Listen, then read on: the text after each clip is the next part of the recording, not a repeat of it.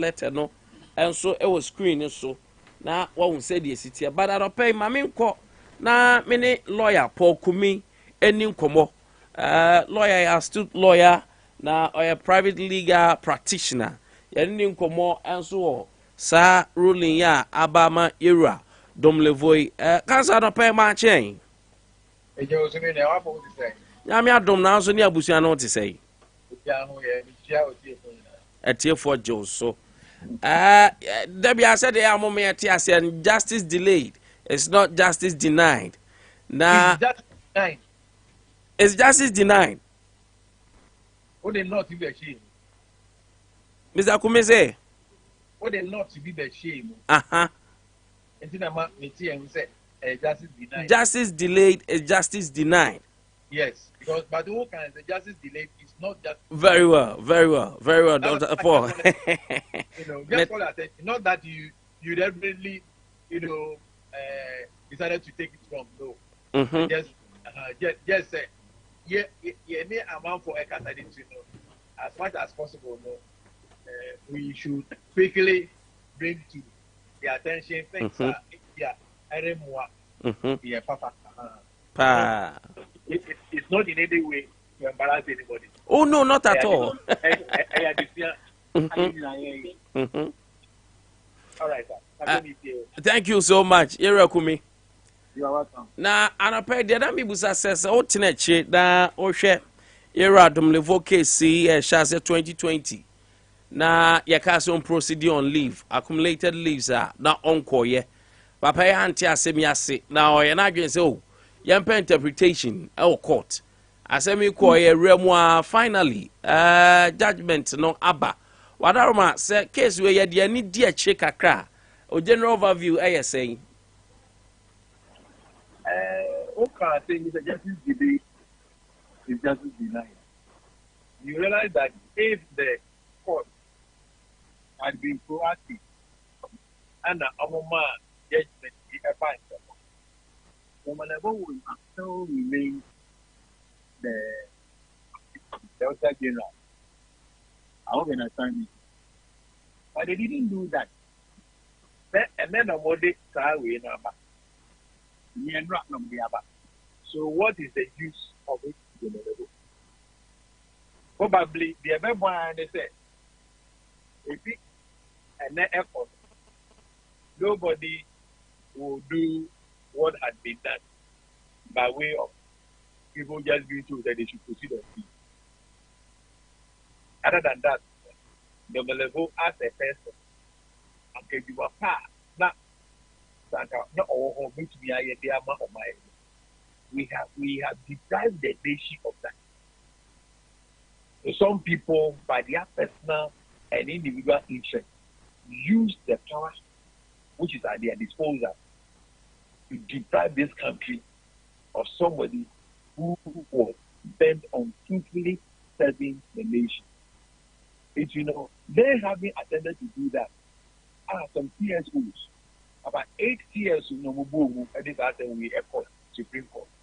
In 2020, the Chawa and the 3 years time after this argument, it's over so anything. But finally, about one thing I said, yeah, irredeemable vocal say, I know no crowd room said, yeah, other Auditor General, so Mudinachi, for president's sake. Where Bahono Ebe Buama, one Abe liberation ama going forward, say Bibisa Trinity, our Maymoa.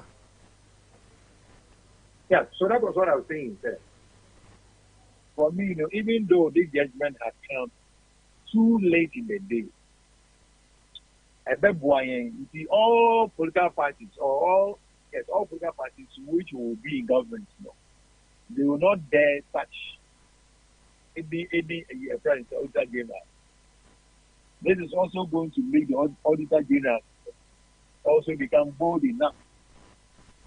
And this Anyashi, the present Auditor General, is also showing some bit of it. The revelations about the COVID fund, how some money cannot be paid, and all those things are almost pushing onto the government. It is repression. which I believe that he also having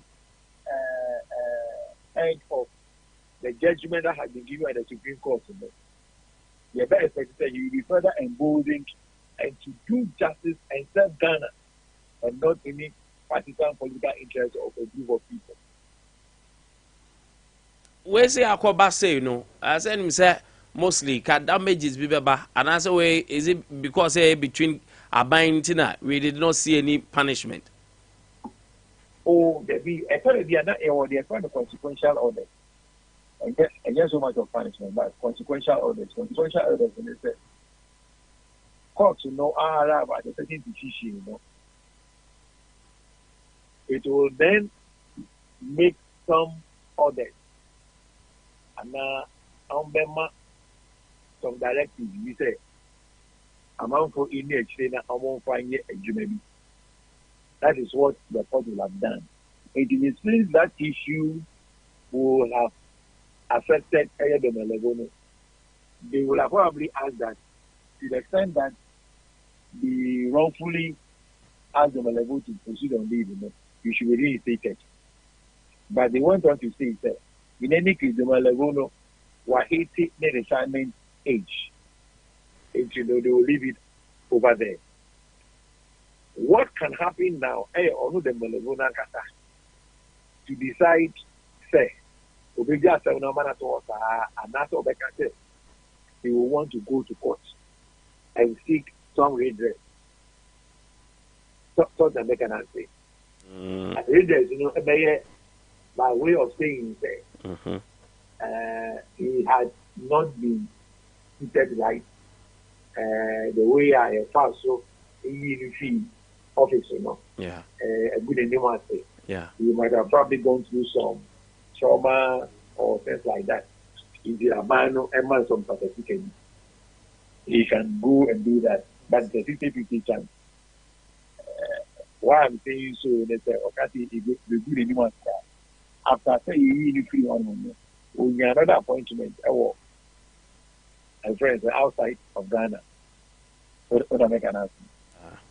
I know so Adea Akye Abia. If you know, say a good animal to be, you may not have it.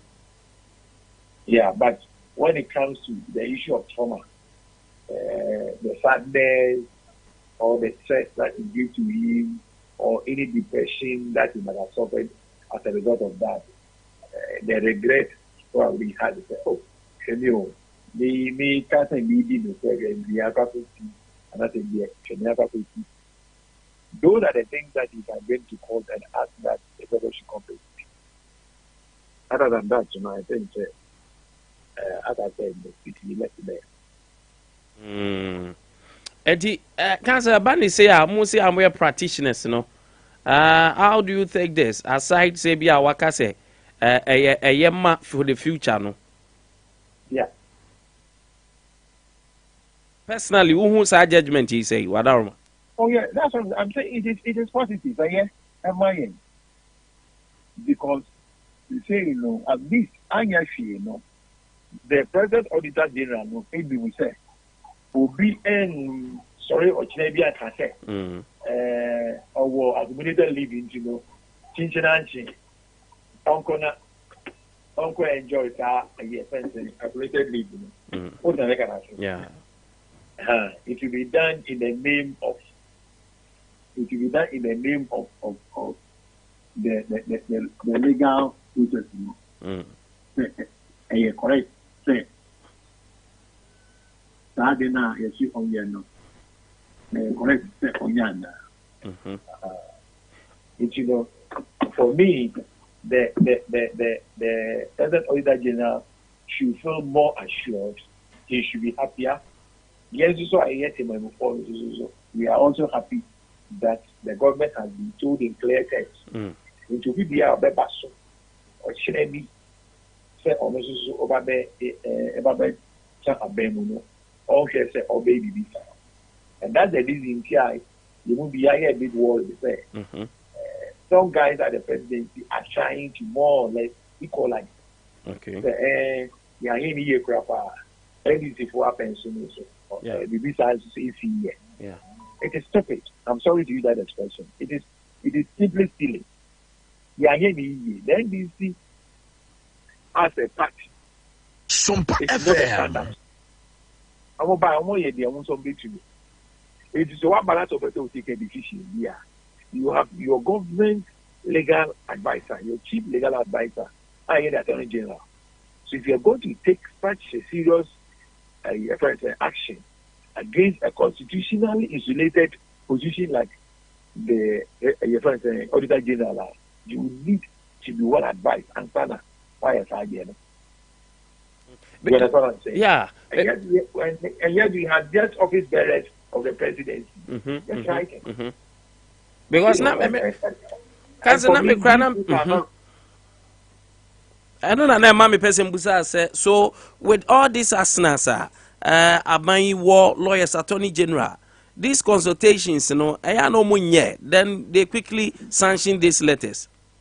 But some of our people are blinded with power, vengeance. After we show them. Don't you hear people saying that who knew wrong? Oh yeah. That show was we pride ourselves with the base instinct, the worst thing that we can do. One season from the who knew wrong. Make sure Sanya between me and Blanco for no more now you get that. There was a kind of who need me and I said, who need me? Some yours therefore. Is that what you can pride yourself with? Oh, if you know, you have all these guys, most of whom are hangers on at various areas. That is Obi Kasa. The Baba Kasa, oh, he's the special assistant to the so and so. Hey, yes, after one by a politician, one Kasa you. Obi Kasa. And it is all just part of the system, man. The Baba Nipa goes on here, this way, everything. Who area how no? You don't know, Johnny NDC and I support Johnny NDC. Sompa FM. And I will be that. Bebre. So, and no, you move be brave, any extra. It is not a menu say, you know, now me church in them we.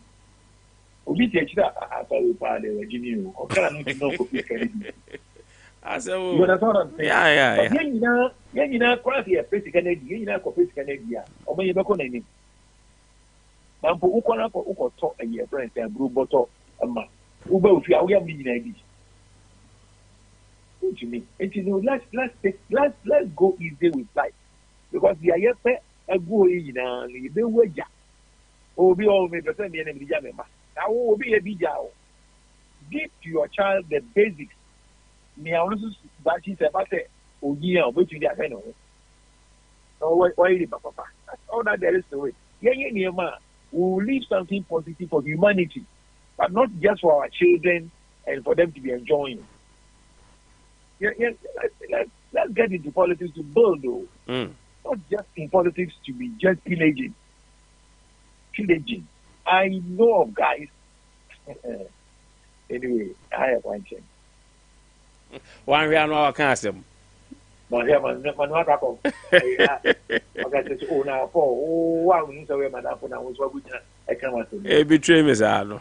Yeah, because I've told them in their face. They said, minimum. You said that we are fine. I tell them. They tell me. Wow. And I tell you, I have the basics of life. And I am a dom. But you have a menu now. They buy penny. Or a medical doctor, or outside this country, don't also be or event organizer, don't also be or a friend saying civil engineer, and then you midnight, you make car. Yeah, means some of my one day. You know, because it's in your court. At least I'm feeling, and then the mania crowd, the mania of family, at least that was Africa. And then you, that's all that there is to life. But I think people become so obsessed with the idea of wanting to get rich. It's a person over the whole over the who a friend a 90 inch a flat TV. I want to service you over say okay channel I want to come and then if they want to buy the state of the art card. Now told the state of the art card and we are so ke Kumasi kwan se kwan ya say yi into wo to wo sa Bugatti no wo de you fly it. It's the same road ya na unam so you see some of these is their vanity. You know, let's take life easy. Yeah, this is baby my one twin. Yeah, ma. I mean twin some into me yes can em fa mo go school. Papa. Now mo so mini embe pay papa. The bear that you know said you almost so much you are there. To me I give you the abo makasa kasa omo any of mine. That is all that we need to do. I'm going to say craving for money, craving for possessions. No. I said, because you get pain. It's it might be worth just now. You feel pain that you are dying.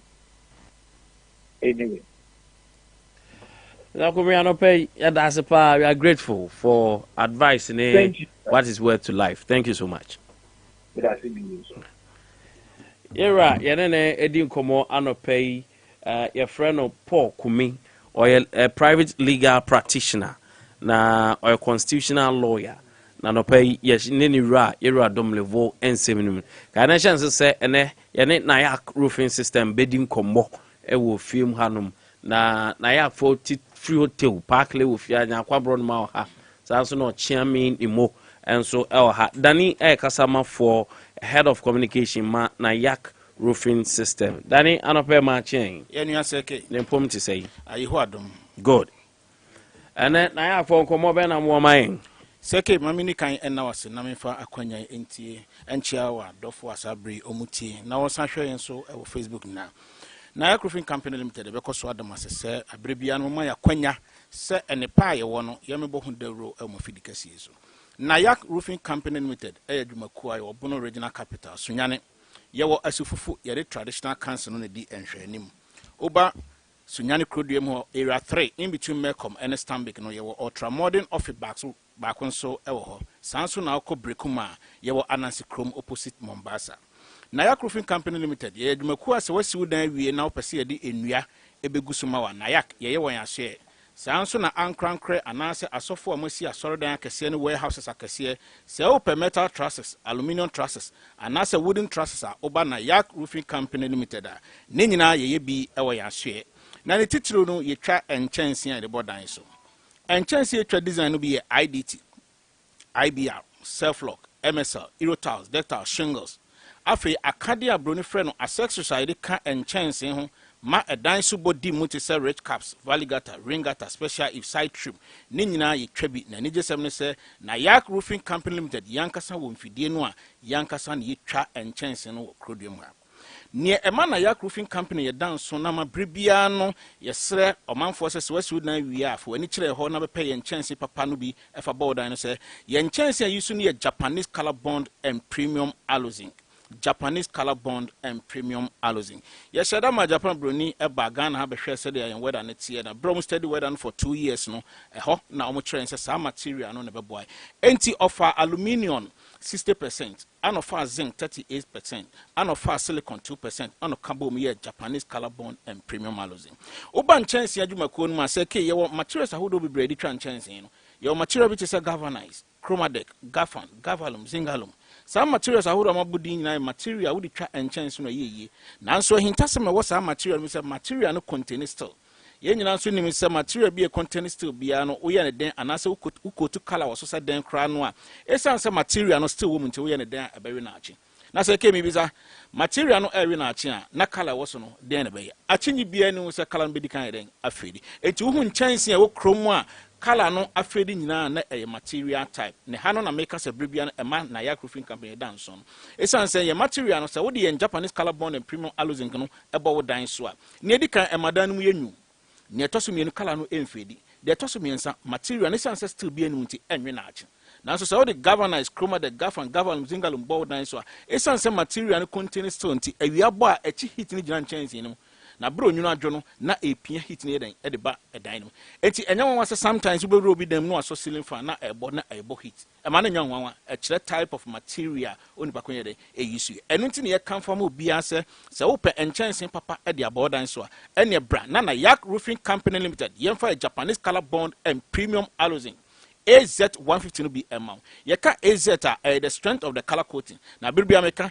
na yak de ye de shada mama no color no dia franchise no. Enu nti na yak se ye bow dan so ma wo ye ma 20 years warranty against the color fading.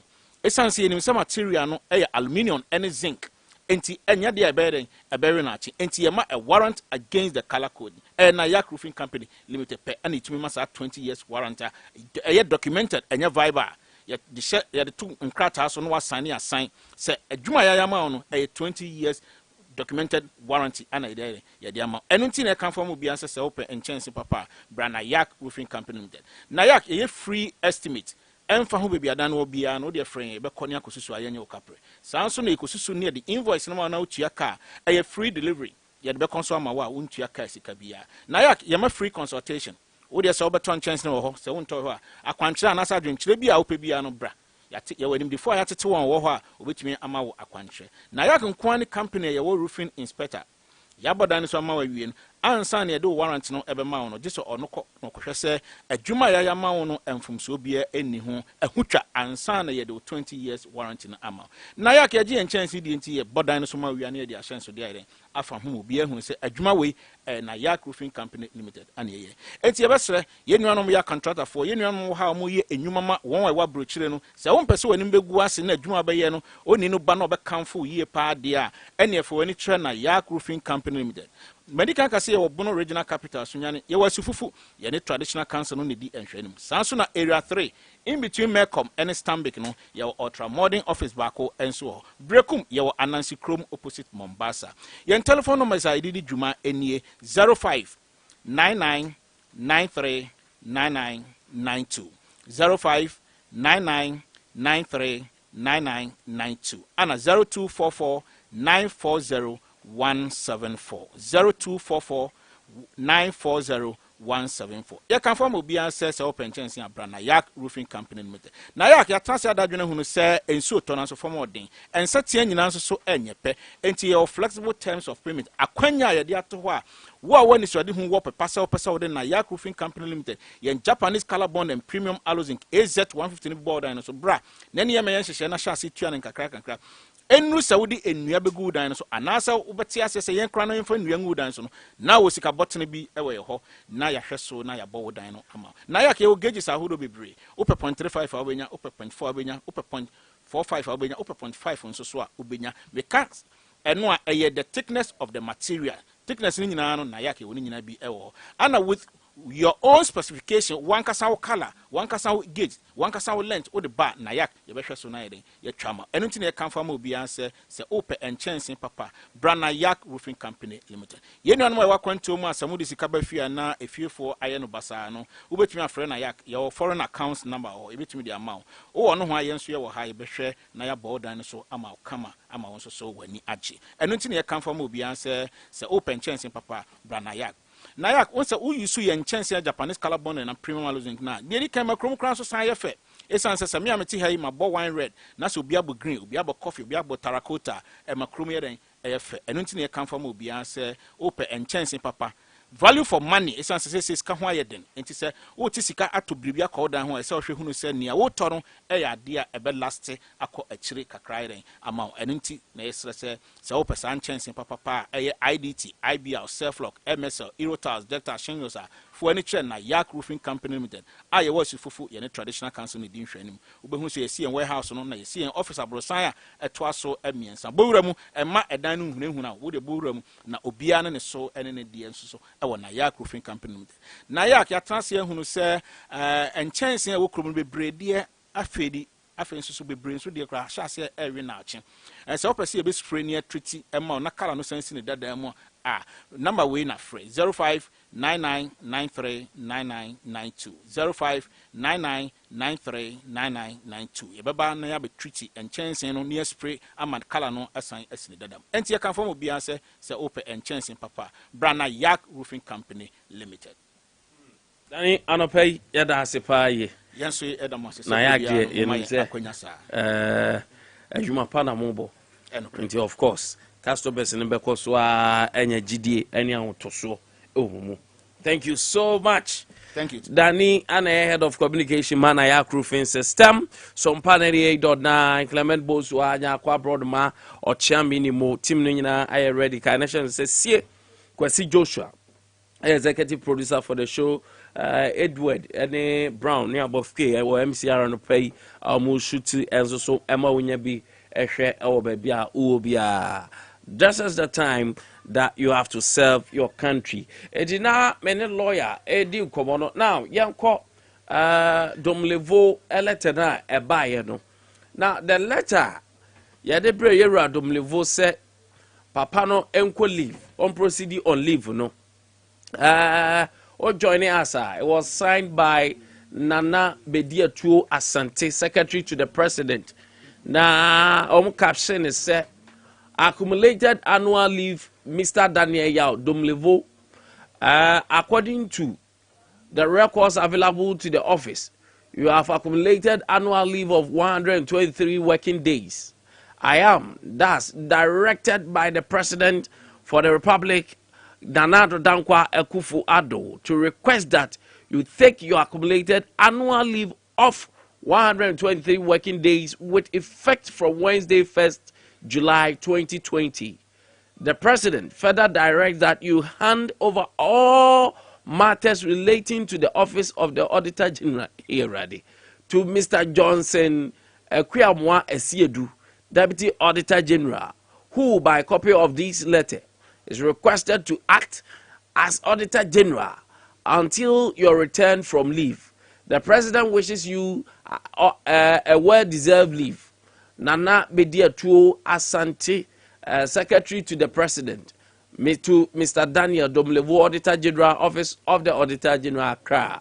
Anna CCDB Comma, the Vice President, Chief of Staff, the Honorable Minister of Finance, the Chairperson, Public Service Commission, Accra, the head of civil service, and Mr. Johnson Kwiamwa Esiedu, Deputy Auditor General.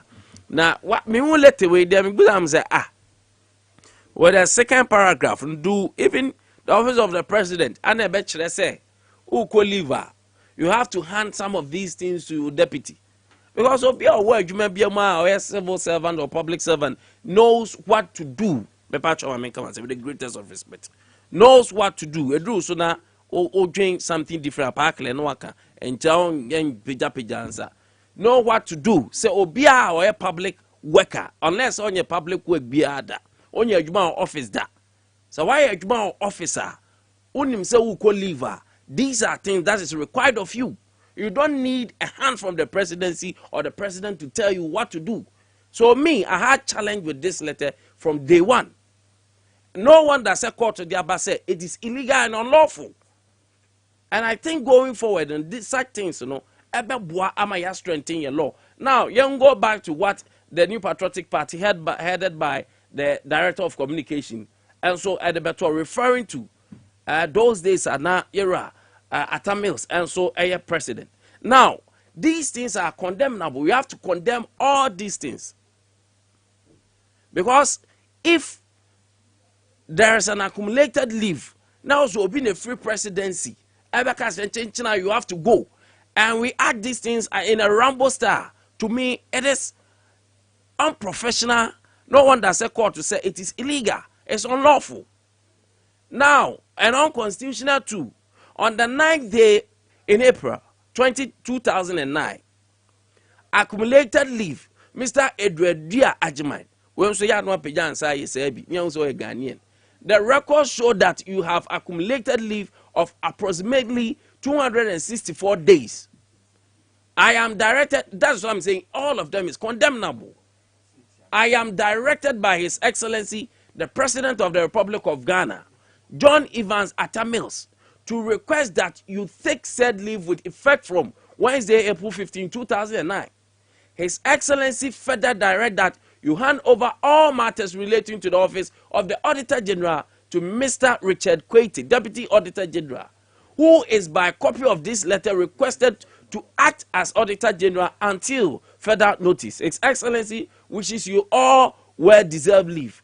The three, the number 2 and the 3, they were all bogus in this letter. These has not been the letters from Office of the President that we have monitored. we have a lot of letters coming from office of the president. Now looking at what was signed by JK Biba Akumensa, who was the secretary to the president. At that time, I had issue with point 2 and point 3. And the same repeated thing happened. Administration knows about these things. And the Kumi cry 3, they say, wishing you see, some of these things, the politics in it is becoming too much. And the administration, if you learn administration, if you learn some of these things, you see there is a diabolic intention in these 2 letters. In these 2 very letters. And we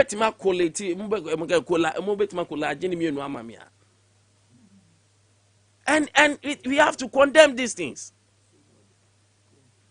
We have to condemn these things. Administratively, it is wrong. And we have been seeing these things on and on and on. Now, I may try to make the ruling and so what the lawyers, I can't say judges in this said letter, and I say suita yera dum levo de koi. And I think, say, as lawyer Kumi said, no, if things have to work, say Ghana ha, ya beye nyoma. Ya wase yen nyoma per dia wase yenu. Because you have the Attorney General who will advise you on this. Abia will legal team that advise them on these things. So I'm asking, say 2009 up to 2020, we are not learning anything from this. Now, and I'm so grateful, say, there have been a Ghanaian. Our challenging these things. I'm a court, Akache say, these practices over the years are wrong. These practices now, that I show me letter now. I say yaba to ho. Na dia shishemu. We plan saw the 3 by 3 no krana kuma 2009 there. And these things we have been watching this thing over and over and over and over. So because of you can say public servants for no more. Omna mostly mu drafty these things into the same format and because for them we don't cite them. They are not changed by political parties. They have always been there. And this same look at the format, the same thing. The only difference is this one, the paragraphing and the bulletin. And Nipa saying and I almost these Rambo styles in their offices. And to me, I are awesome. Look at Osha, you can say letterhead now. Now I share style missing number now. The OPS /19. They say the value is the same. Oh my goodness God, now Kumachi. Yeah, no, Nkwantabisa. Ghana. Mpombo kodie. Ya me adoma pronuti pa mpoche no de. Oweneni. So am I go for the Clement? Marching. Yeah, nyado kwame. Now from to say. Around him do I have no pay. I bought out on tomato. Some media no. Why? Media say why me say nyakwa me say bibi. Obi say bianka me yina no. Otepa. Otepa. O mutipa. Na kono. No. Otiangle. Offer call Watiku. Watiku nso ye. You also training college. It will be Watiku bia or call Watiku bia. When ya she kra de me mutipa. Ni basics ni dia. When ya she me mutipa. Okay. Mutipa. Do has. Nateso.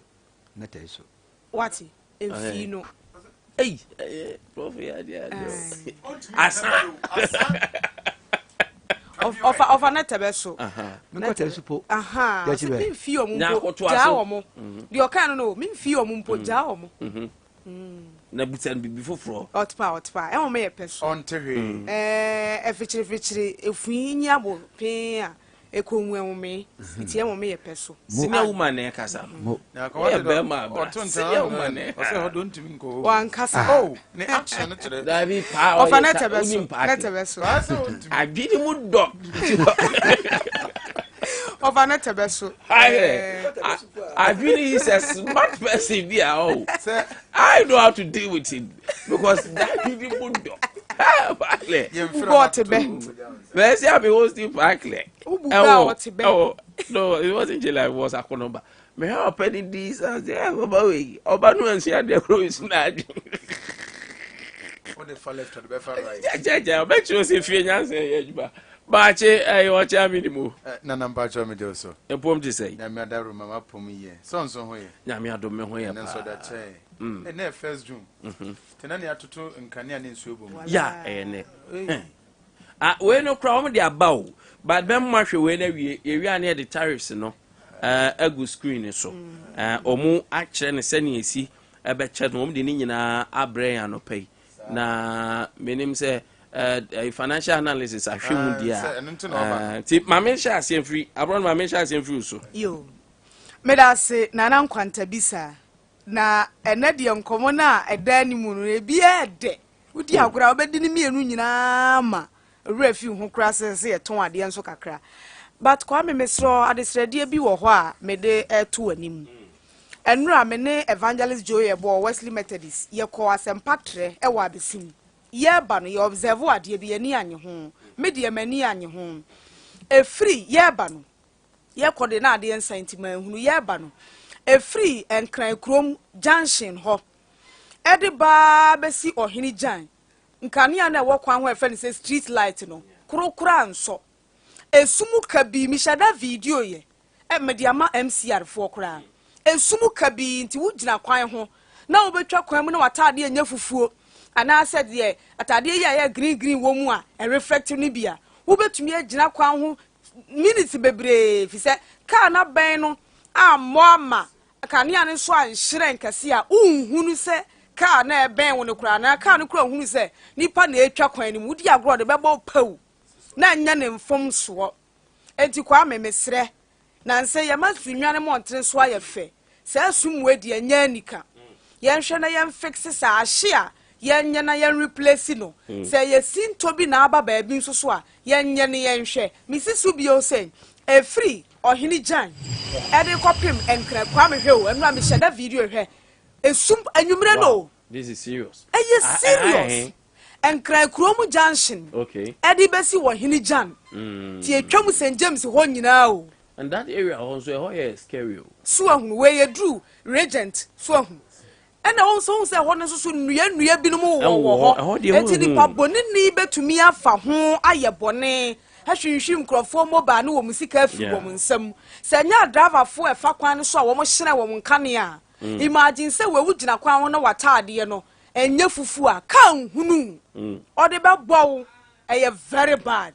Yenhwe ne yenya ho adwuma ma wie ni se no na metwe wade abaso asema ko mo se Police International School fa oba ne ko ho abofra ne be hunu de na dwimu bedo na no wiase ko nanim no wani akira nkobia ye kwagya wo wia ye san wachi ye san yachi be ka to so wo ye tete kwa emma no a ye wo mo ne no wo mo ne ye da chinchirimma eti wadaro ma Police International School and a watch it papa passional dream wa baby obekobia no fit well into the larger community. Police International School Emma dream nim dear akoma of family my education actually the psychomotor, the affective and the cognitive aspect of education. Ni nyina no obani benya wo Police International School Sunyani Tropical Hotel achi pacho ober friend 0241 587 644 0241 587 644 me pa cho joy can forcing open chance papa about dan so a 15 years solid manufacturer's warranty na yen chance kalam pepa empopo entutu entokuro ni dem se wo bisa shanton a eno a na oto ye de kobo ni dan na ewo asufufunum eso open chance papa bresunwane area 4 ye ben God filling station wa besim kwan son freyen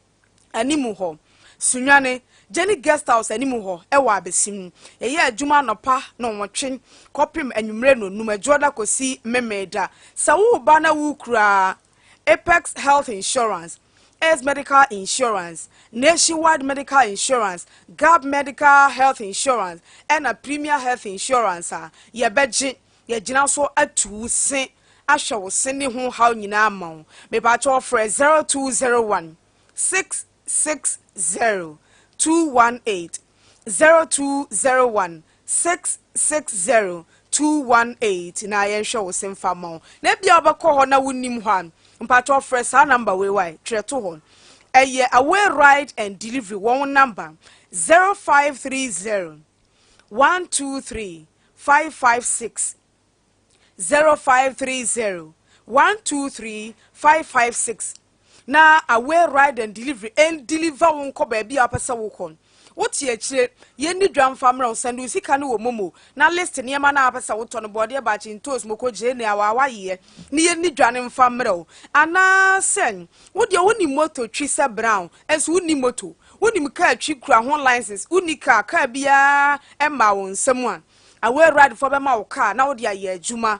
away ride for be ma wo moto na wo de aye adwuma nti wo ba office amaya kasa wa download the app na free Google Play Store to phone so awie no ye office no e wa June July photo studio ho e dan na mu ana say abronsa no June July photo studio wo mu wo Rex no ho ne ye wo me pa cho ma me ma on number ni bio 055 0530 123 556 na ye no wo abonkomo enem pa cho me cha pomuden wo Sompa Adea Akye Abia so ebia wo yo bia onye nsen a na asai onye nsen a na asai wo pese ba ni gina won so wa ware mfie bebre eba ne mma utie enti doctor ekohwe mo koye fertility test ne ade yesi bibi wa wo de na ye fe no si akwan sa o si akwan no patwa wa duro ma ye nkoye o ma me si operator ma ye nya o operation Bragatin Herbal and Organic Shop oba chechira samni mu kire wo mo say wo ha wankasa ne wonye nsan ya na abesene ko untumi mfa afuro ye wone yama mienu ye kabom de mawo ba ko ye ginger parlor ena ba ko ye turmeric parlor na turmeric parlor no ye de ade ba ko bi beka ho eno be wo hora wodie ni mu na yi osi akwan na firi ho ama otumi awo kama ena ginger parlor ne so e wode ye de ye beboa ma e bato ye funu mu a e be gina se twe e ma mesene nko unfie ko animu ene wanya yade bia we ho a me pa cho Bragatin Herbal and Organic Shop eye purely organic product de kire ne say enya nkrofo ama no ne nuro yi a o mene ba ko mienu miensa was a side effect we ye purely organic imagine say o de bo frɛ sa ho yade nsusan so boni bia nu akire efise ho no e chacho dodo a obefa na sa wo yade no wanya nsusan so boni bia wa akire ye wo area 4 ye ben top asori dan patro freyen e was 0249 577 593 0249 577 593 kwame me da se so amama sa akwanya yi na me de ne papa amama tiefo afei ma ye ni nkomo de tie nie munye serious ma tamo sa mranti na mgo chiro kura poni de tie nie kwame Professor Edward Ajimaidia. Yeah. No ye Auditor General. Ewo NDC abreso. When your appointment ewo the year 2001. Tio. Professor Edward Ajimaidia no ye Auditor General. Ye yi ni free adwaso. Ewo 2009. Working kan krata yi ye share the live on Facebook no. Obenya appointment ebeye Auditor General 2001 bebesa me ma wote ne ma bi ase ne ye tiefo nyina tie ho ase na ye hunu said ye Ghana ye se amanyo ye de ye oman na so ye de amanyo no ye de say ye man anu ti na me de wo ko achi kakra no Professor Edward Ajimaidia na wo ye Auditor General bra yeru atamos betena adwaso no onya an appointment in 2001 okay 2001 no na mampani dada akofo na tie adwaso enti yesusu wo yadwene mu e wo yamanyo sam boni ayeye ne se MPP president kofo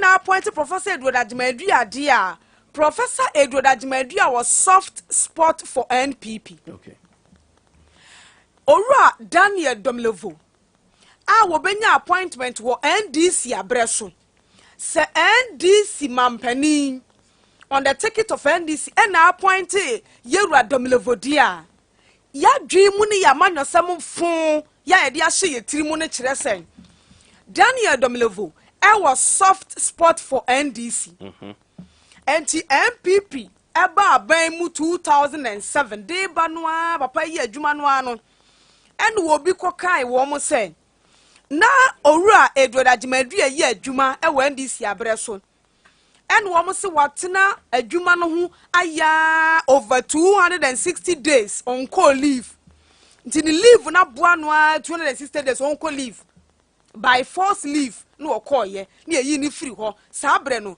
bra ye yi ye wuradom levo kasa e ba ye na wo yesusu so wo ye ndi siniti na MPP 4 ye ne sa ebi ba wo bra ye yi ye wura edrodagimadu a Emma ye kasa wo ho ayesusu se kofo na appointing no be se nkrofo adwom so ye MPP ni nti ene ye yi na free wo ebi baaye so kwa me sebi ye se wo bi fum kumu a obi mfum nwa se NDC amanyekuo under the late Prof Mills yoru edrodagimadu ne ye kasa wo ho ene ye fin se enye papa you don't repeat exactly the same thing e wo aban mu adwene nyina koye se owura Daniel Domlevo edru baabi na nipa bi fin se wo ya manadwuma ye no kura akotata MPP fo mpanimfo bi nti sa na tie de a ko leave ena papa yi ko leave de ye me depa ye se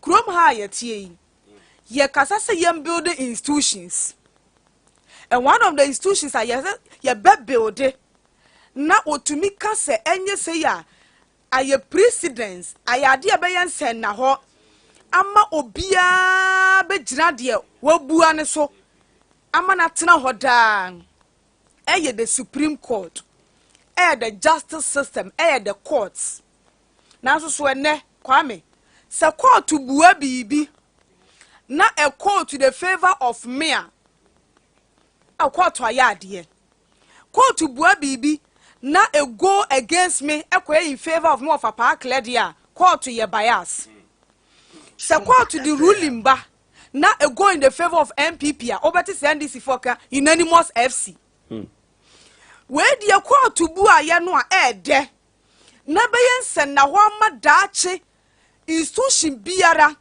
adwuma biara private o public o adwuma wura ntumi nsore aban biara ntumi mammeka sen we leave we accumulating by force ko leave na omra no court mra mana ba be ka court precedence na ma ba da ho se wadwuma wura sa aban be ka to se ko by force leave na leave we accumulate ye unconstitutional enim mra mu no eno de won se won ti unanimous FC ni bi o eno de won ti bi obi anka unanimous FC but this ruling was unanimous afema memra de ni mu kwame court watemu a eno e ba abonte no ama e free na ekro ade bia ye friend stereotyping atwam e wa ban mu se yesusu se Kwame Nkwantabisa nya appointment e ba be ye Supreme Court panin Kwame Nkwantabisa nya appointment e ba be ye EC panin Kwame Nkwantabisa nya appointment e ba ye Senate panin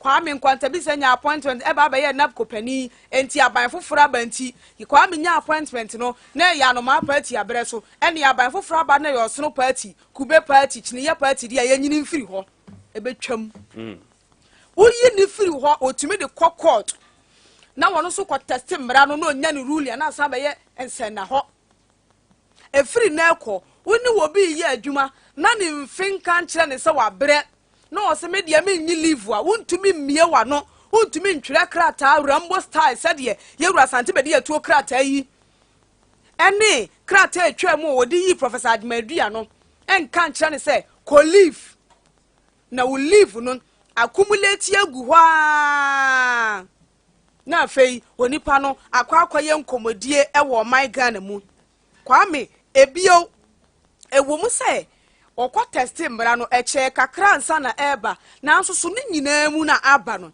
ebe ya de ebeda ho ma obi biara behunu se wo ka kire auditor general bi ana se obi biara wanya political appointment wo fokwati kwa bi so apam no ebetwam kwame saa dia e friend say intimidation frakadam kwa bi e fa so hunahuna wo mo anya appointment no ni nyina so misusu say e be a thing of the past and say wo ya ma wakwanya na fei ebia wo firi wakoma mu ya adwuma ne frenchim na se ye fakwati kwan so bi apopo ye ni akyerew emma badwa mu obi ntibi ne wakabi ama wo underground ni ye popo ye ni akyerew ho pesa wo fight corruption an na nkrofo bia fight Roma tena midu kan asem if you want to fight corruption and I why the kai say if you want to fight corruption will fight you back saa niema ye hyekuntina se intimidate appointees bi no me susu saa niema we nyina no kwa me ebetwam enti we saa unanimous decision ye free court aba no Ghana fo nyina ye da court ase not in the favor of Yerudan ye dam level nko but to the favor of every employee living on this land called Ghana. Me da sinyako me ba profo na anope na me enra na me sha say with this campaign na me catch you say PRC for the new tariffs no aba about 23 recona a year residential de no ha ana non ref one so de wa ha anope me project am home I'll try as much as possible say mobile units and the current prices and so the amount. Now, what I'm happy about is say, after yen a juma ye no, PRC for in they have a said letter about young back so the black one now omuche say the writer be by normal HSA and almost all the year you can say vending points they will be there. That's good news. They are not paying so you be monitor vending points ni na ya the news team ni team e wo nyina ekọ various places na ya hwe say indeed the PRC for monitor na ya hwe the challenges over there because already my catch say most of these vending points are not working. Not only in Sunyani, in Techiman and other places. But PRC for to one among but we also want to go further. Now there is this right up obu edebaye na prof I will zoom into a PRC no pa ma memra ho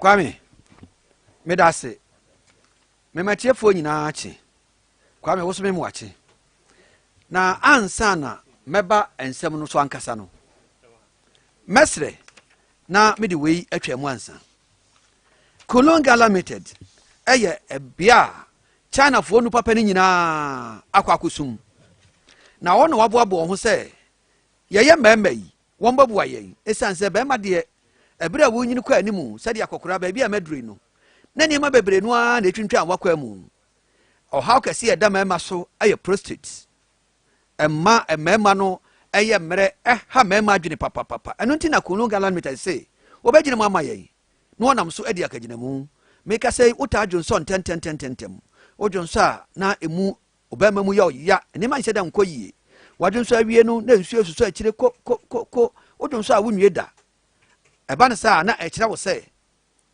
wadunso twa ne ba bi wo ho a ene man seda nkoyie eno na eha wo no eno nti Kolonga Limited sebra no mo wa sa ha si bi no nom enye chemicals ne bia eyodoma nko obo ade ankasa ne nsem ne pa ene wode ema wo bema ene ma be koyie ade amawo yada so agina mema no so dia na bema esansa ne manema nti sabia nyado wa ho oden akofom o mema yom no akoya yom nko a enema nseda nkoyie mekasa wusisi kotodwe ade achi a obeye ne abre odna batwa ewowo na otunu na de to so na opem ni nyina kodo bema na oda ho ebasa oba ne timi dwa wo hu de onye ne ho mesra wo niema nseda nkoyie ekeke kan ho na asense ntrase ese de pegya na asense ntrase mekan abroad ma de wate ase pa chami ne munsu nim de mekan anu nti na mekan sa Mr. Kill edi ama wo se wo ye bema ma onsan ka sa dro ibi na ne na beboa wo bema wo begina wo na so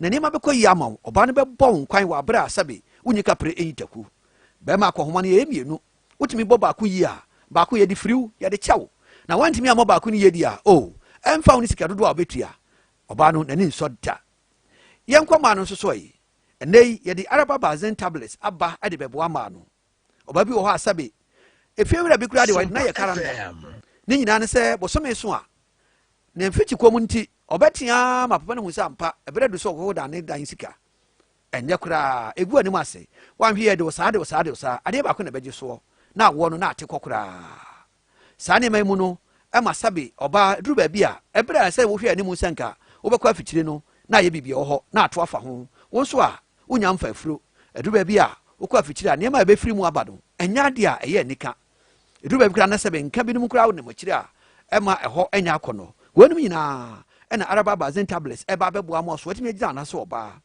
ɛba ne sɛ yi a ɔbaa no ɛnɛma bi a na nka wonte ɛwɔ ne mmarima ɛnhyia mu no wobɛte bi na wobɛte da nkasankasa wobɛbɔ wo nsa no ankasankasa wobɛka tɔn sa ankasankasa enti araba bazen tablets deɛ ɛmaa no wɔnni ho agorɔ korakorakorakora ɔbaa sɛbe ɛnɛma nsisi so ɛwɔ wɔ mu no sɛdeɛ aborɔ no makae no kura ni yɛ na ɛha adwene ɛma aware no mu ayɛ atete nko a adeɛ kyi adeɛ sɛn wonsɛnem onkumafoɔ wɔn sa da ɔhena no sɛ yi a ɛnso nyɛ wo a mesrɛ wo kɔpɛ araba bazen tablets bi nonom na ɛmoa wo na wo so bɛtumi ade wo ho papaapa ɛma mogya adi afirisane wɔ ɔbaa wo nipadua no mu yie ɛno da biara na wogyina wo na so yɛkra makye biara ma wo a bɛma no frɛ ɔberɛ biara na wogyina hɔ na wagye nkra no na ade akɔma wo nananom ɛwɔ amammerɛ kwan so saa berɛ deɛ yɛnwura mose pharmacy ne yɛnkɔpɛ saa araba bazen tablets bi greenland pharmacy foɔ nso ɛtɔn bi cap herba macribet pharmacy ɛne pharmacy biara ɛbɛn wɔ borɔ no so no bɔwura mu na bisa saa mr keo araba bazen tablets ɛne saa chinafoɔ wɔn herbs ahodoɔ yi bi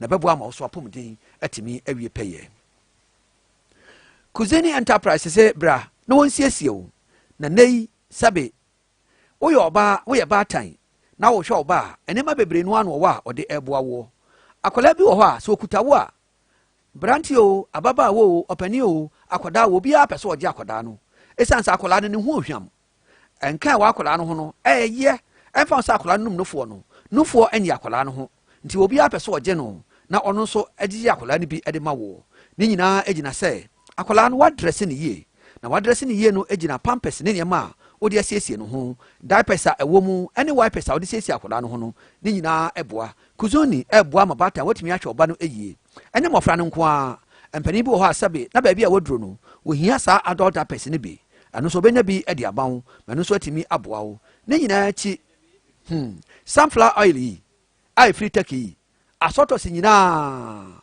wɔn ɛwɔ bi na ɛno nso boa ama saa berɛ deɛ wowura supermarket biara mu baabi de sɛ mant robert shop yi private supermarket odujas shop mama fosti shop ante yaya shop ɛhɔ baabiara no saa ɛyɛ oil a ɛyɛ sunflower oil a ɛfiri turkey yi wobɛnya bi afiri hɔ ma no atumi aboa wo Sunyani nkrantakyiman dɔm ahenkuro kofodua takorade ne mmeammea bebree no a wɔ Ghana ha sɛdeɛ tie biara no saa ne ma yɛka ho asɛm yi wobɛnya bi de afiri hɔ kuzini ɛna ɛyɛ house of original designer perfumes a ɛno nso ɛboa woɔ ɛnɛ woyɛ aberanteɛ woyɛ ababaawa a ma obi nsa wo ho na wɔnsa ntwe n'ani nhwɛ obio ɔtwe n'ani ahwɛ obio a na wafrɛ wo sister mepakyɛw perfume yɛ wɔ wo ho yi ne din de sɛn na wotɔɔ ne hene ɛnna ɛkyɛ sɛ woyɛ aberanteɛ woyɛ abaayɛ wogyina wo nan so wo spray obi kan sɛ zamanama spray yɛ a ɛma kata yi bi ɛna ade bɔ adwuma deɛ anokora ni ɛne ɛbɛrima no ohyia wo a wobɛn na apɛ na ɔtwe n'ani na wayɛ sɛ wɔno koraa wɔnyɛ guy sɛ wɔno koraa wɔnyina ne nan so mesrɛ wo yɛawura kuzini enterprise na kɔpɛ saa ne papa yi bi na fa siesie ho na abaayɛ wo ho atuhwa papa na bɛrima no hyia wo a ɔtwe n'ani afrɛ obio na wahyia wo bisa sɛ what kind of perfume are you wearing my dear na no ɛbɛma nsɛm no atumi akɔ yie paa anɔpɛ yi kɔ new town ha yi a Sunyani new town ha yi a ano si drugstore broni so ha yi a kuzini enterprise ɛwɔ hɔ wopɛ deodorant wopɛ spray wopɛ roll-on perfumes ahodoɔ nyinaa wobɛnya bi frɛ 0243 432 666 0269 576 666 kuzini ɛna wogyina no mpanifoɔ na wobɛtwetwe nkɔmmɔ gentleman dental clinic sɛ anɔpɛ yi bra na wɔnsiesie wo maame bi a na ɔtɔn banhyia krakuro ɔno aso te kɔkɔɔ akrakuro yi bi na ɔyɛ apiti na saa nneɛma nyinaa no keka bɔ mu a ɔse sɛ wonya saa nneɛma nyinaa bi di na anyɛ wo da a ɛne ne firi wo sɛ na kyerɛ nneɛma nkɔ yie no ɛno nti na nnɛ yi judgment dental clinic foɔ se bra na wɔbɛdi aduane ama no atere w'anom wɔbɛdidi ama aduane no ayɛ wo dɛ ɔyere bɛbɔ nkwampa na watumi asa ne marane a na waba ama yɛsiesie wo se no de ama wo wɔnyɛ professional cleaning sɛ wo se no nneɛma bi ayɛ yellow kɔkɔɔ bi na namu no woba yɛbɛsiesie wo paa ama afei wo sere a wɔn nso wanya confidence no na wode asere de akasa kyerɛ obiara wɔyɛ examination ahodoɔ nyinaa bi wɔse ho mfomsoɔ bi aba ho wopɛ sɛ ɔne mpanimfoɔ twetwe nkɔmmɔ wakasa nso mpo kora woyɛ dentist ebi asɛm bi abɔ anim ɛboro w'ahoɔden so wokɔhu judgmentfoɔ a ɛbɛmu akwankyerɛ wo so bɛgye fans ɛwɔ adwuma a woyɛ no mu ɛsiane sɛ adwuma no ɛba a wotumi adi nkunim ɛwɔ mu ne nyinaa akyi no wobɛsɛ ɛyɛ crown anaasɛ bridges ɛwɔ wɔsene so ɛde ma wo a woni haw koraa sɛ wopɛ ɛyɛ porcelain ɛyɛ permanent teeth a yɛde si ma wo a wontumi nyi bio kɔsi sɛ wode bɛwuo anaasɛ wopɛ deɛ ɛyɛ tempera daakye bia wobɛtumi ayiyi na wasesa no ne nyinaa nso gyanyi-bɛdefoɔ ɛbɛyɛ ho adwuma ɛde ama wo wopɛ sɛ wo se ɛpae fitaa sɛ sukyerɛma sɛdeɛ bible no kaeɛ no a wobɛsiesie no ama wo na wonni haw koraa wopɛ sɛ wogya wɔ guy na wode wo mmerantesɛm wode wo mamasɛm wobɔ wo pere man papa bi a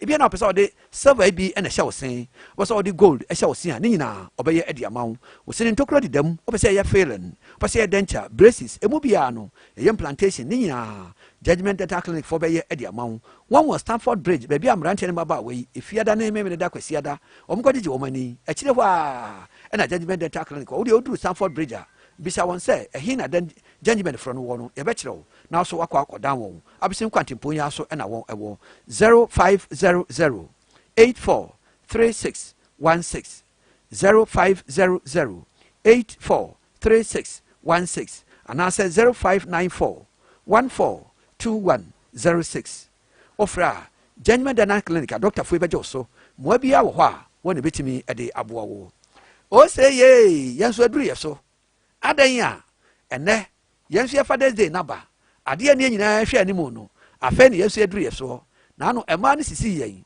ɛnɛ yɛ hwɛ deɛ nkwalaa no ɛbɛyɛ yɛn we na Sompa afato no ho sɛ ɛmɛma yɛn so ho hia paa ɛmɛ bɛgye wɔn samba adwa wɔn mu a na mmoa no nyinaa afiri yɛn nkyɛn nti yɛduru awofoɔ ɛyɛ agyanom ɛda yi wɔyɛ biribi soronko ɛde aboa yɛn papafoɔ a yɛni abere ne yɛde ani korɔgyen ɛhwɛ yɛn mma ɛde ani di yɛn mma akyi ɛtete yɛn mma yie nneɛma mma yi fa afuro ɛma wɔn de gye wɔn ho samba no yɛn na ɛduru yɛsuo yi dwumadie ɛreba so June bosumi ya ne dadu ɛna nwɔtwe 18 June 2023 awia dɔnko na dwumadie nyinaa hyɛ aseɛ no nan ɛne ɛbɛpɔn akɔkora aduane biara na abɛdie nkwan biara na abɛnom ɛnsa biara na abɛnom a no nan kɔso ne nsia no wɔhwe a wonkɔda ne deɛ na biribiara settle dwumadie ɛrekɔ so ɛwɔ Esback restaurant ɛwɔ gudugudu nkyɛn hɔ a ɔdom ase kwantempɔn yi so na mesrɛ wo mmɔfra no yɛfrɛ mu nkwadaa no nyinaa o sɛ wɔɔpani sɛ wɔakɔkoraa sɛ wɔɔyɛ deɛn wo papa te ase nko adeɛ a papa bi a wɔadɔpto no na wɔhwɛ wo sɛ ba deɛ mesrɛ wo a kɔregister no woba Sompa front desk ha yɛbɛtwerɛ ne din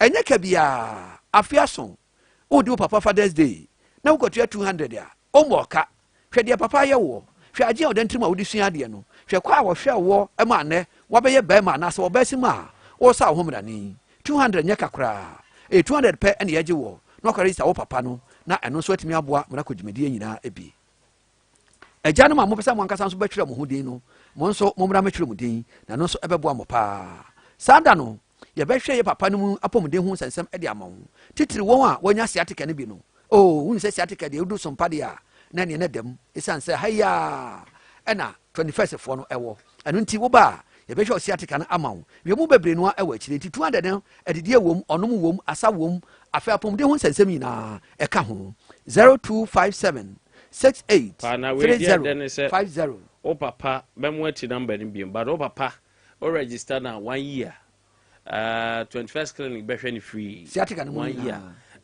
ɔkɔ akɔyɛ mogya wo nhwehwɛ mu ɛyɛ free wow ɔkɔ akɔyɛ physio a ɛyɛ free wow ɔkɔtwa ne yam scan a ɛyɛ free wow 1 year free 21st clinic ɛne aduane no koraa ho hia bi mu because ama papa no apɔmuden sɛ di a ɛne na mmeranteɛ no maba a wɔne yɛsrɛ mu wei deɛ nkwari sɛ mo papa no mu sɔn sɛ sɛ wodi agorɔ koraa 0257 683050 0557 269602 0557 269602 ɔba tuanamɔmpa na wo papa ɛma wo nhyira na agya nhyira ɛyɛ adwuma papapapapapa Kwame afei ma menhwɛ asɛm yi na menka kakra onim yɛ na ɛme dɛ sɛ asɛm bi si a yɛ ne yɛ test mmara no ɛhia me papapapa kyerɛ sɛ ɛba sɛ biribi a ɛfa ɛma nyɔsɛm ho ankɔyɛ patapaasɛm ankɔyɛ atɛmdidie ne kɔyɛ deɛ yɛde mmara no ɛna akyirɛkyirɛ mu a kwabena yɛ anam ani agye ho paa nti yɛwura dɔmlevo anam a ɔtu yɛ yi meka sɛ m'ani nyɛ a na meboa mapa asɛm no paa na ɔn sɛ asɛm no hyɛ aseɛ no ɛnsɛm bebree ɛna piepie mu anɔpɛ na me nua baa nyako no wɔka sɛ ɛduru baabi a amanyɔsɛm nti yɛ na yɛhwɛ de tu anamɔn bi a sɛbi yɛ na ɛmfata mene ne yɛ adwene paa ɛsiane sɛ ɛkɔba sɛ wowofa amanyɔsɛm na adwenbɔne ba ɔtiri mu a woyɛ hwan kora a wonya saa so te ɛma sɛbi wotidi nsɛm a ɛmfa kwa mu ɛnna ma kɔɔto ɛba mu bɛkyerɛkyerɛ mu bi yɛ nyinaa ɛte ho ase na me anɔpɛ yi sɛ wobɛka yi a meka asɛm bi ɛkyerɛ mu sɛ ɛduru baabi a yɛ na alɔyafoɔ a wɔn wɔ aban mu no yɛnam no wɔ ha kakra ɛsiane sɛ yɛka nyinaa no wɔn mo na ɛtu aban no fo ɛbɛ biribi a ɛyɛ mmerasɛm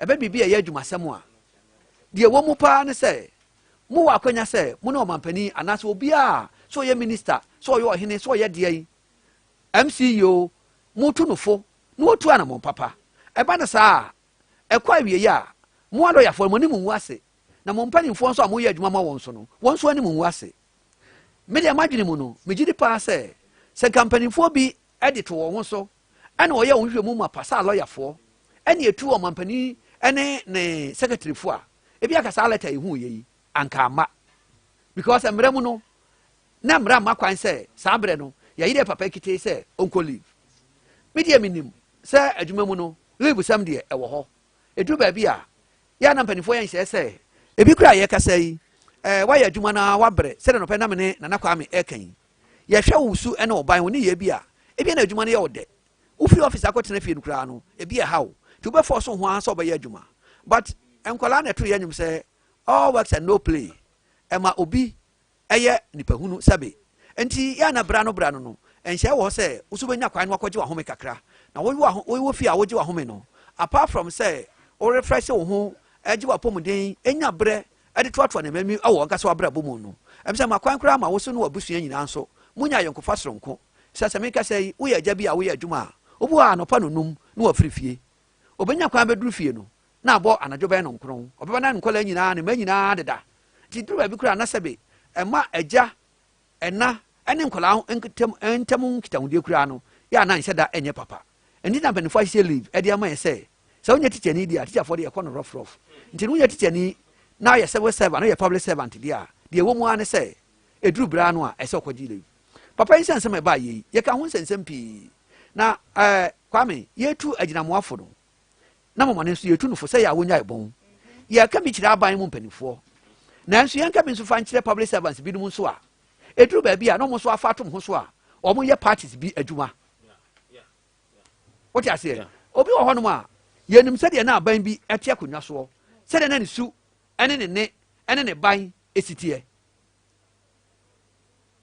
na nyako ka sɛ ɛbɛtena sɛ bi ana nipa asomasi na appointee wɔ ghanafoɔ ɔdwene sɛ nipa asomasi appointee wɔ yi deɛ ɛne ebi a wowɔ soft spot bi ɛde ma saa aban no ɛbɛda ade wɔ ne yɛ mu sɛ sɛbe aban yɛ appointee wɔ no ɛte akonnwa so na sɛ wɔfiri hɔ kyena na wokɔ so ayɛ wɔ adwuma wode integrity nimdeɛ soronko nokoredie ɛyɛ wɔ adwuma sɛdeɛ na woyɛ wɔ adwuma no a menyini sɛ obi de saa asɛm no ɛbɛto wo so nti ansa na wobɛka sɛ nana kwame sɛdeɛ ɔbaa yɛ yi aban wɔ baa yi wasesɛ no suban na da bia wɔtwa ba aban deɛ madwen yɛ mesɛ neɛ party bi adwuma no wɔyɛ na amanfoɔ ahwɛ ɔne yɛ bi ɛne ɛde kasa so nti yɛ na yɛn nso a yɛyɛ aban mu mpanimfoɔ a sabe yɛyɛ aban adwuma no yɛn nso yɛntu yɛn ho fo sabe sɛ wowɔ party bi mu a party bi na appointee wo a na no nkyerɛ sɛ ɛsɛ ɔyɛ saa party no adwuma woyɛ saa in the first place wogu ho anim ase nimdeɛ a wokɔsua yɛ adwuma a yɛde ama wo a ka obiara nim sɛ wone adwuma no yɛ no na wogu ho anim ase ɛno akyi no ɛne wadwen sɛ woyɛ saa deɛ no nti no wode boa w'aban no ɔmu aban no mmom ho akɔyɛ ahi ɔmu aban no mmom anim akɔgu ase meka sɛ mmerɛ bi a yɛpɔntee yɛ papa bi sɛ ɔmɛyɛ igp asɛm a meka no mmerɛ bi ne sɛ ɔba no ɔhwɛ no amayera ndwe sɛ ɔbɛyɛ mpp adwuma na ɛba ne saa apart from sɛ ɔno ankasa ɛgu ne ho anim ase sɛ polisi panin no na wɔgu mpp aban no nso anim ase deɛ a mo a moyɛ mpanimfoɔ wɔ aban mu a moyɛ aban adwuma akɛseɛ no yɛsrɛ mo sɛ woyɛ attorney general but sometimes you bet me blame that much because I brought for politicians but I can order from above above and anything ma obi hu sɛ saa wei no yɛ order from above na nyɛ woa mpanimfoɔ no mbɔ mo fa nkyɛkyɛ mu no mba o ɔte hɔ na wɔyɛ adwuma wei adwuma a wɔyɛ no ɔno ahu sɛ bi kura na adwuma no mmra ne ɛtes kura ɛtia na waka na no atom mekɔka yɛbɛyi madi woka ma adwuma bɛbɔ me anɔpa wotie papa yɛ a wone tutu nkɔmmɔ lɔyɛ ne yi a ɔka nsɛm bebree sɛ ma yɛ yɛni yɛ akoma akyi yɛni sika bi a yɛbɛnya akyi na mom ye me nim die adwene Nyankopɔn de amaye no anya adwuma kɛse na bra ye create saa de na to ho no ebia ene ya de ye nya ho mfaso meka sɛ mmerɛ bi meka sorry bia na ɛfa papa bia wɔne ne mate na ɔyɛ aba adwuma a kyesɛ na nakatua no modu papa na yɛ nadwene sɛ ɔne deɛ sɛ kɔno paa deɛ ɔmmɔ bi da na wɔnsisi aban so kwan bia so adwuma bi ɛsɛ sɛ wɔyɛ no ɔbɛyɛ nti wɔyɛ ya ma ɛduru baabi no sɛ ɛba ne saa nso a na ɛsɛ wakatua no ho na wokɔdidie na ne nua bi a ɔne deɛ ɔne ne ti the same bangle ɔmo bɛn na ɔno nso ɛgye bribe akɛseɛ ɛyɛ ne ma bi no na nabrabɔ puntuo baa na ɛba mu na sika nyaa na ɔnya nti ma ne makura adwa no sɛ papa wo deɛ wokura na ayɛ adwuma pani hwɛ wo wa obi a ɔno wodi wachi hwɛ sika a wɔgyeɛ hwɛ nnɛ hwɛ ne fie hwɛ nneɛma ɛwɔ hɔ yɛn nso deɛ hwɛ hia yɛn ho kyerɛkyerɛ yɛn papa no sɛ ɔne deɛ wɔama sɛ wɔba bɛpɛ sika na ma ɔba sɛ wɔbɛtete nipa nti ne mma no saa deɛ na ɔde tete wɔ ɔmo pa ɔmo mfa ɔmo mpɛ nso a ɔmo nyae ɛwɔ mu ana sɛ bɛ papa yi firi mu ɔkɔ ɔnya ɛmɛ yi agyapadeɛ biara sukuu mɔm deɛ otumi hwɛ wɔn bi ti durumɛ bi ma abaya baako enya akwanya sɛ ɔkɔ interview baabi na ɔkɔ yɛ ɔkɔ tena aseɛ na yɛbisabisa ne sɛm na yɛhwɛ ne din no a na ɔsɛ ɛdin deɛ asɛ sound bell bi sɛ deɛ kwa me Nkwantabisa bi na ɛwɔ wɔ no kɔnam ne papa Nkwantabisa bi a na ɔyɛ adwuma ɛwɔ Sompa ne ba ne wana na busuani ne wana na ɔsɛ me papa no no wo papa ne nipa so masi ampa ɔsɛ me papa no no mena me ne ba pani so okay ɛne interview no kra na nyɛ obio because wo papa ne nipa so masi dia minim sɛ ntete ya wo papa ne de ma wo no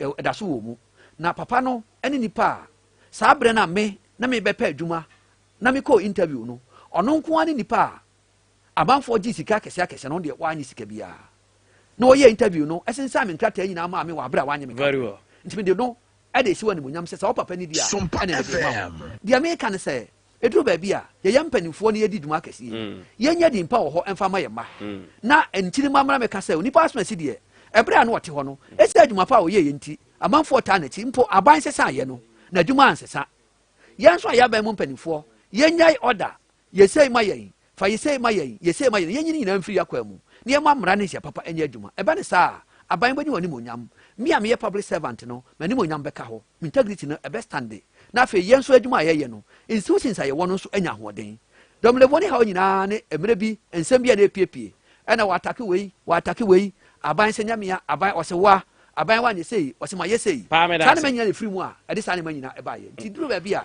yɛn public servant yɛhwɛ ɛbrabɔ yie aban mu mpanimfoɔ politicians yɛhwɛ ɛbrabɔ yie na yɛma mmara nkasa ɛnyɛ adwuma. Thank you very much. Dako tiwefiri ɔna mɛma nanakyɛ ame ni mu hɔ nom Kwame mpacho good news bi wɔ hɔ obi amfa ne mobile phone me pacho sɛ wowɔ phone wowɔ network biara so a wei ɛyɛ good news na deɛ tie nie me pɛ sɛ obi afa ne phone na me link you to the most fastest simple convenient affordable and trusted mobile money service and they will be added in Nkwantabisa frakadamu nkoso wɔ hɔ ɛno ne Zpay Kwame dial star 270 hash star mo of our funny dear star chamefaudian star 270 hash oh boy you say options bebraba so option 7 no dear no atwe ho ka kire me fa option 7 no o press here no a eno ye MoneyGram to wallet who sa first so obi ma train who register Zpay nti na waka to say register di me wi am register mo so who register ya who ba who say option 1 ne beba register so who say wo de na ba register na wo register Kwame so obi register ebeto Zpay akwanya ne so an eye mobile money service e wo hom eti woto wo my Ghana mu na wo nua bi se me manu sika free Canada me manu sika free London me manu sika free UK baby biara all manu sika dia free no sika ne beto wo mobile money wallet Zpay ne so na de asampo a wotumi koyi untwan ma de enche no akọ bank akodi line so akọ feeling krata akodi line so asemmre ne bebre a wo de bekọ adwuma wo de bekọ sukuu wo de bekọ akoye wallet wala sanya sika na uwo Zpay so a ye wo Zpay agent said the mobile money agent wo mia no uko Zpay agent no ho na sika na wo de hye ne send free amanone no anytime any day anywhere no akwa akoyi sika we ya kwanya tiawa ɛne ɛkwan pa aba yɛ fa so eyi sika a unkɔ sɛ mpacho ye bia send me sika code ne yɛsan ne ya yama wɔ bank wɔ daabi we di zipe ada romanti ye ho ahenhan ye ɛmfa ho ne network bi a wɔ so utumi use zipe mobile money akwanya no eti we di me kan fam obi a na no pa yi o sɛ oba register to zipe so na wunni so bia watumi use ntempa so kwa me na de srade ne send o register to zipe so a na o send sika ana u yi sika eya na ye bisa question ketwe bi ya wo be yi anu wo ho no a ya twere ne ya bisa o say no wa yi anu wo be bo with code na wa yi na bi bisa o say ni say ya wo be mia 1 say ni say wo be mia 2 we ya wan ka say ye de bo ho ban sen so obi ma no sika fira ma no ne ana wo so ma ne wo bi sika na e beto o zipe wallet ne so a obi amfa na dwene meet you na one fa usi kenti ne ebisa osa security questions no uyi ano a na odamu kama enti zipe ho asem eno no. All right, thank you very much, Akwa brother ma. More interested in Asen North election, Electoral Commission.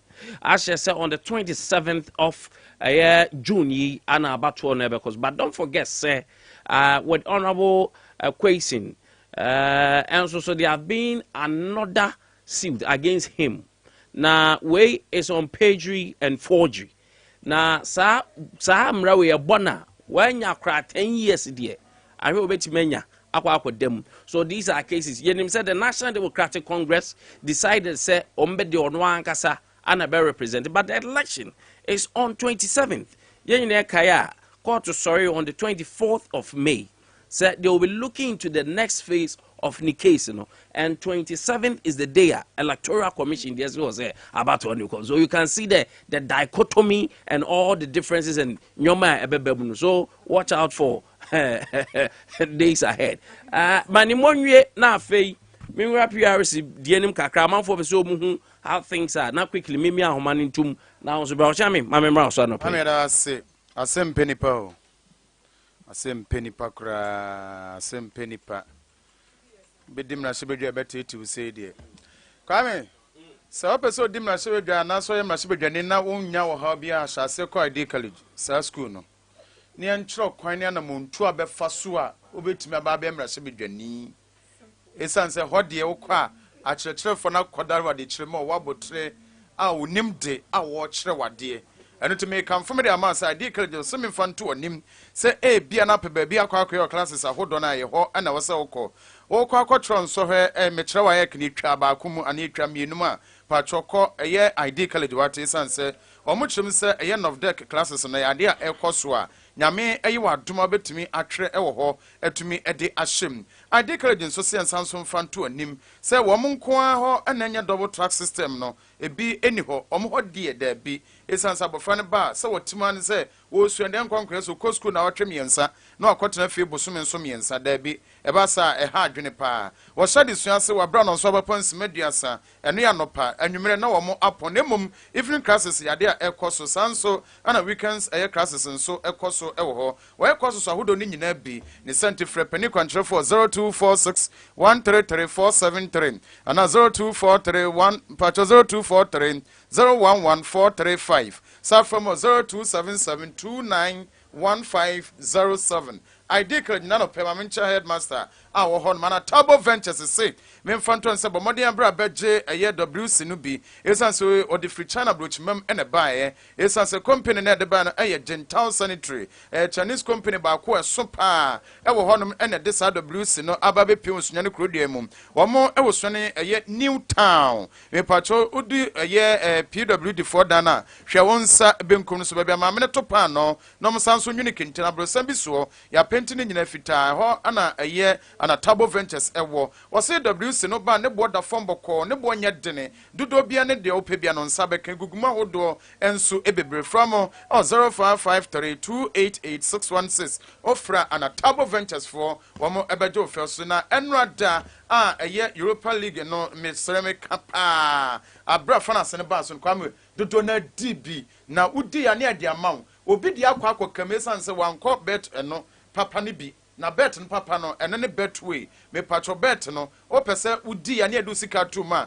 eno ne betway ene ne nua aviator nyamianum na aviator de ne board de papa ne board ma mintu chamfa ma mia mi colleague ba ko a ne din ede DJ Dauro metropose ma mentro bo enye ne se obenya he se kunkuro na 200 Ghana cedis ababeto I didn't see the betway. I didn't have Vietnam American for the amount. It's answer. Nyankopon adma. Enchebia UEFA Champions League so. Fana sene babe baso. Bomodia kunkron na wanso ukita de Inter. Ene ye nuanom Man City foi. When they dim kunim na empo kwana dodo asa na bebam ni nyina no betwe so de ni nyina bema wo do be sego kane obi di ni ti be sego ana so bi be di card ana pacho betwe se fa ho bo wo mo na okotokre enkasro da ohima enterprise bo modern bra beji pop ehun ne mani nyina bi ewo ho titru pop cement ope pop soaps no se type bi ewo ho ope pop ye fiber o se bra na oni se pop no bi wo ho a ye de anwa pa ye bi na eye anwa ye de no anuane edi ni no me pacho ko honso benya bi atonemom upe pop no fiber ene eye binding wire me pacho ni nyina bi wo ohima nkwanta ofiapre kwantempo na so misrewa wo de watra eye fiapre eye runabout na watra eye filling station mienu no me pacho onsa eye nifa no so hwe ho na ubonse ohima enterprise ewo ho a chese ho ne de pop cement ni pop ho ne ma ni nyina no ebu ho na o se ye betete so de amount ba bia de kɔ no ye bekɔ akoyi de amount de hia so betua sika kuma bi from 0203 721 906 and 0556 684 415 so from 0554 608 345 ofra wom ebejo fio so na menkamfo eye sympathy solutions emfa ema mepacho desktop computers na pe laptops ahodo mepacho ye ma ni nyina bi ne ma ho akade ni nyina so bi ewo ho mobile phones so ye tontobe ye iPhones so ene eye Android phone ni nyina bi ewo na montie oso pe TV one mount so ni decoder bo modern ebra sanyankopon ya adoma bia na Champions League so ba beba so pe so so de no utimi yima mansa na dofo ehwe na mo behia eye projector oso copy sympathy solutions wo esan se wo se de ma han ene de auto no ni nyina no bi ewo to na printer so ana ape ebi ewo mo akache wo mo Sunyani he ya mpacho bi sa se hefa ana Stanbic Bank wo mo ewo udru Stanbic Bank ya waya se de okopen ko fa sori da kese no pacho he onsa eye benkum so ho ana wo mo brekum so odo ani chirem se de okọ eye drop na post office no ne no ene di enhwe from 0544 877-808 and 0208 662 371. Safromo 0277-111-080. Ofra wamo ebejo fio so na kwame na minim se yanka wende ye pa ne mennya kwa kan rent na mom yenhwe eye PULC die no on se kwame yenhwe eno yenhwe PULC die no yamianu nukreni on se and a medical lunch. Why? Ha, enchiche mu dun wotwe. And na chiri po medical lunch. 3 says no. Na medical quest back. Why? Kwame. Na me meto 159 unit abusumi bi asa na meto no. Na me tua 204 Ghana cedis. Na me tua 204 Ghana cedis. And then on sa 18% ne ba beto so. Okay. Say no mo de ba beto so. Okay. Say now can they do baby o say POS no so me nya sa eye bo no so ntem. Okay, so don't worry. Or so, PRC for the aba. So join us on this on Facebook, on TikTok, on your social media handles. I'll bet my share live on so. Moi moto energy. Could you just obana uroli mami? Okay, very good. Energy charges no ewaha, and then the service charge ewaha. Total government subsidy. But Adea Akye Abia ewo mu uniform.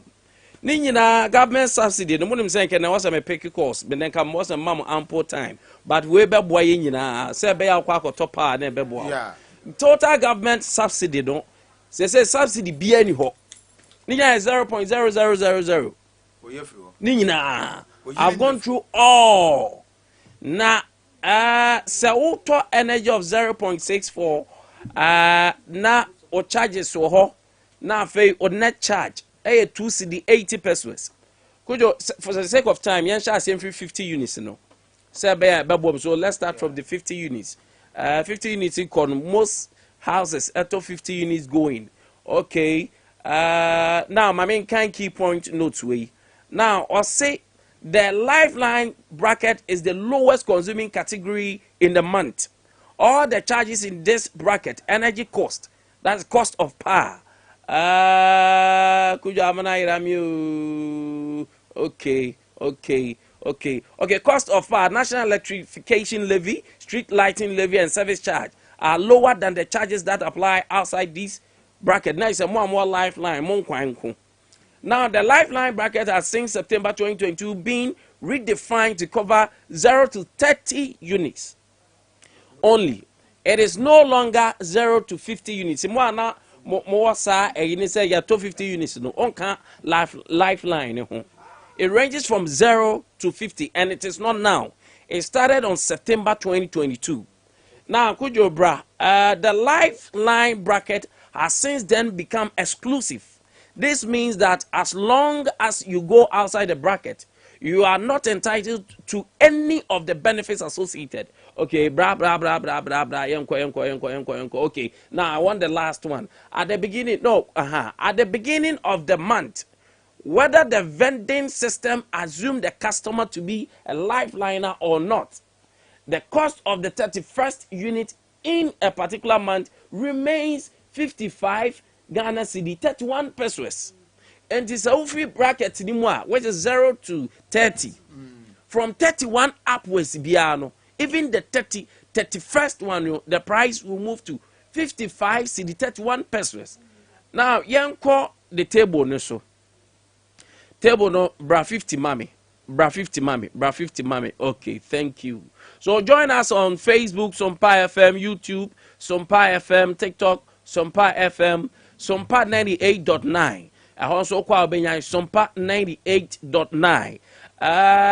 And more media ni na beja wo hontu kwa obehwe. Now, 50 units is going for teteno. Now, 68.48. That is 68 cedis, 48 pesos. Now, with the charges, because you are outside the bracket, you get all those charges. Now, what between 82 cedi, 63 pesos. 82 cedi, 63 pesos. Now, over 51 84.07. 52 85.51 pesos. 53, so yanko 100. Now move from, because we and peso need differences, say 1, 2, 3 differences. Yanko 100 units. Now, you can join us on our social media, Sompa 98.9, Sompa FM, Sompa 90 FM 98.9, YouTube, any all other social media platforms. You get it from there. Now, 100 units, which is going for 136.97. Now, it's auto million bako actually.